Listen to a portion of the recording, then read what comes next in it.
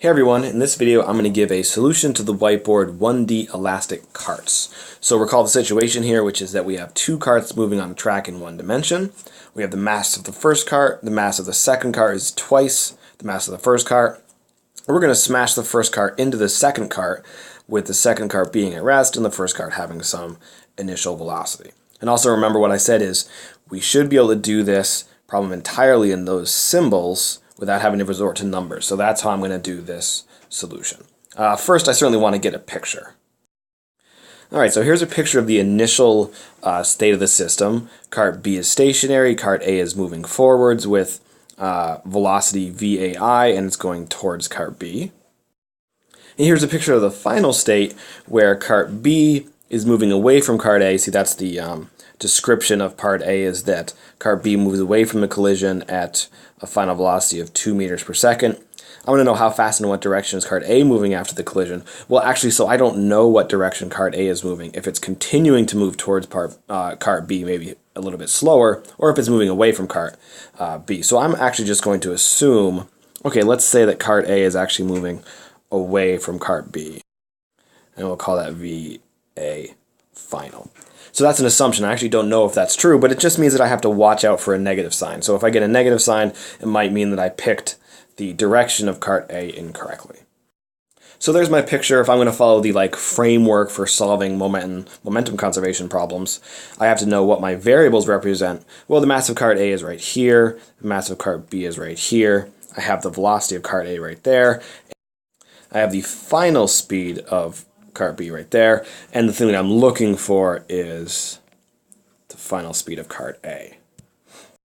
So the next step in the problem-solving framework is to come up with a conceptual framework for this problem. Essentially, what physical principle is going to be used to solve the problem. We have a little bit of a clue with respect to that because we see that the collision is inelastic.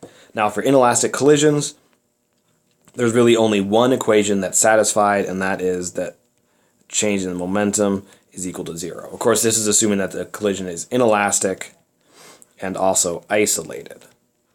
Since we didn't say anything about what friction is going on here, we're assuming that the system is isolated from the rest of the world. So the change in momentum is 0. So if I put an XY coordinate system into this diagram, let's say right where the collision happens, I have a little XY coordinate system. In both the x and y directions, momentum is going to be conserved. The change in momentum will be 0.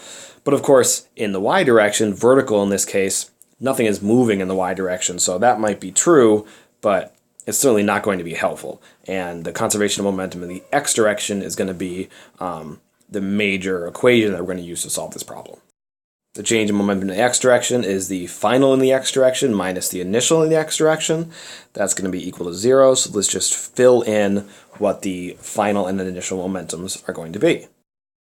So my final momentum is going to be mass times velocity of A plus mass times velocity of B.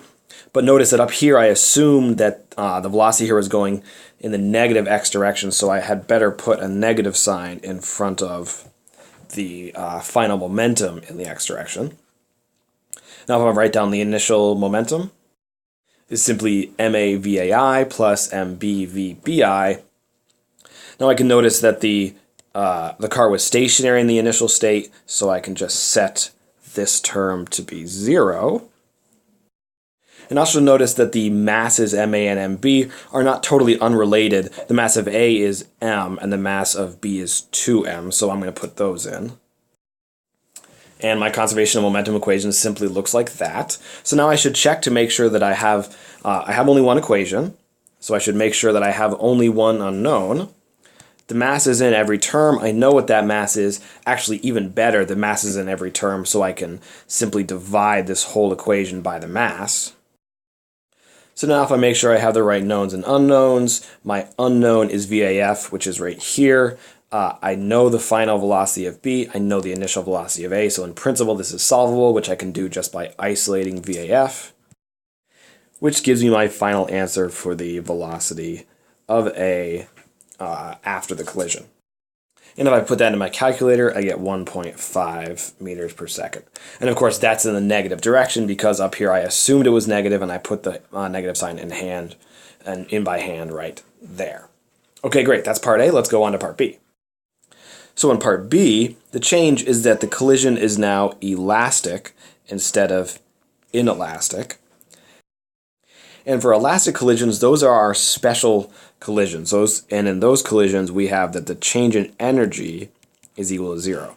We also have that the change in momentum is equal to 0, but the change in momentum is equal to 0 for all isolated collisions. For elastic collisions, we also have the change in energy as 0. And notice we're also being asked to find the final speeds and directions of both carts. So now we have an extra unknown. The final speeds of the carts, both VA and VB, are unknown. Well, we can go back to our original analysis where we just considered the conservation of momentum. And this time again, I can assume that the initial velocity of B is 0 because we are told that. So again, I'm going to put in the masses of the two carts, M and 2M.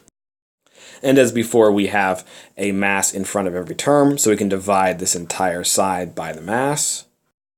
And we get an equation which is very similar to the last thing we got in part A, but I did not assume that this velocity was negative. I just assumed that it's going to be positive if it's moving in the positive x direction. Other than that, this equation is exactly the same.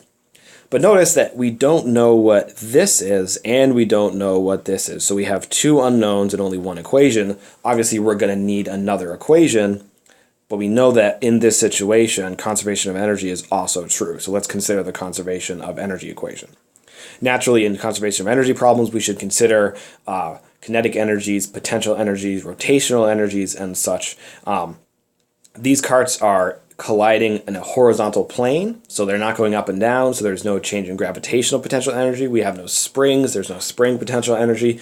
And in addition, if we're ignoring the rotational kinetic energy of the wheels of the cart, then there's no rotational kinetic energy. So all we have for our change in energy is a change in kinetic energy, which is Kf minus Ki. So let's put in for the kinetic energy of each, remember, is 1/2 mv squared, which just looks like that. The final kinetic energy of A plus the final kinetic energy of B minus the initial kinetic energy of A plus the initial kinetic energy of B. As before, the velocity of B initially is 0, so this term goes away. And we're also going to make that same substitution for MA and is M and MB is 2M. And what that really means is that we have a 1/2 now in front of the kinetic energy for A term, but this 2m here cancels with that 1/2, and so we get a result like this. And just as above, we have a mass in every term, so let's divide by the mass. And in this equation, I've also multiplied times a 1/2 to make this a little bit cleaner. So a 2 showed up there, and that 1/2 also got canceled. So I have now two unknowns, VAF, VBF, here and there, and I have two equations. So obviously I'm going to be able to do some kind of substitution to make this work. If I tried to solve for, let's say, VB here, I would end up taking a square root, and I would have something which is a square root putting into there. I don't really like doing that, so I'm going to do the opposite way. I'm going to solve for, let's say, VAF, solve these guys, and then put them into there, which will require me to square something. I'd much rather square something than take a square root of something. Okay, so there's solving for the final velocity of A up here. Gets me that. Going to plug that into this. Let's square this term out. And now let's combine some terms. You see that we have a VAF squared right here and a minus VAF squared right there. That's good. Those two guys are going to cancel because it's +1 minus the other. We have another term we can combine because we have a 4BF squared right there and a 2 VBF squared right there, so those will combine. And then we can pull out common terms to get a final equation that looks like that. So you've probably seen these types of equations in algebra. We want to know for what values of VBF this equation will get us 0. Okay, so there's one very natural value of VBF which will make this equation true, and that's to make that one 0. Well, if we pick VBF is 0, then if we plug that back in up here, we'll see that the final velocity of A is the same as the initial velocity of A. And that's really a solution, which means that the cart didn't even interact with cart B. VA just passed straight through cart B. So that's a little bit unphysical. Maybe the two carts weren't actually in a line. Mathematically, it's a correct solution, but it doesn't mean anything for us. We want to go back to this equation, and instead of setting this guy equal to 0, we want to say, when is this 0? Because if this is 0, then obviously the whole equation will be 0. And if we simply solve that for VBF, we find that the final velocity of B is 2/3 the initial velocity of A, and if we plug in the initial velocity of A, we get 1.67 meters per second. And now to get the final velocity of A, we take this value of VB, put it into this value right here, and you can see that we start with 1 VAI and we subtract 2 times 2/3, that's subtracting 4/3. 1 minus 4/3 will be minus 1/3, and we get minus 1/3 VAI. That's our final solution for the final velocity of the cart A. It's a negative, so the cart A does bounce backwards with the final speed of minus 0.83 meters per second. All right, great. So that's been a solution to the 1D elastic carts problem. This is a great problem because it allows us to review basic momentum conservation for one-dimensional collisions, which is fundamental to this class.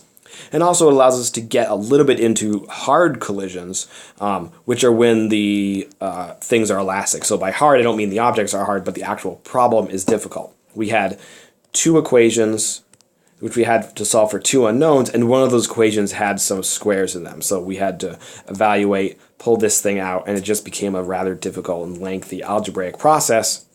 The end solution is perfectly viable, but it's something that we need to have a little bit of experience with. All right, great. Thank you guys for watching. I hope it was helpful, and I will see you next time.